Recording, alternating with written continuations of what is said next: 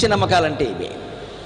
ఏది పట్టుకెళ్ళకూడదు. ఇంకా విచిత్రం ఏమిటంటే 5 ఏళ్ల క్రితం విన్నాను, నేను చాలా తీవ్రంగా ఖండించాను వ్యవహారం. శివుడు గుళ్ళోకి వెళ్లే ముందు వచ్చాక కాళ్ళు కడుక్కోవాలట. వెళ్లే ముందు కాదు, వచ్చాక కాళ్ళు కడుక్కోవాలట. ఎందుకంటే శ్మశానానికి వెళ్ళినట్టుట. అయ్యి బాబోయ్, శివుడంత శ్మశానవాసి అయిపోయాడా?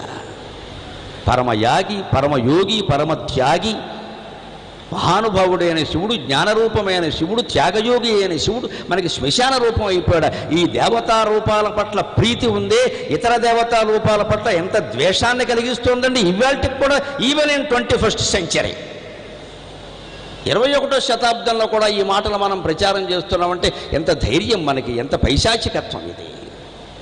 నిన్న కూడా విధుశేఖర భారతి మాటల్లో మీరు విన్నారు. కొందరు శివుడు అంటారు, కొందరు అమ్మవారు అంటారు, కొందరు విష్ణువు అంటారు. ఒకే పరమాత్మ ఇన్ని రూపాల్లో కనపడుతున్నాడు, అదే సిద్ధాంతం అని చెప్పారు వారు కూడా.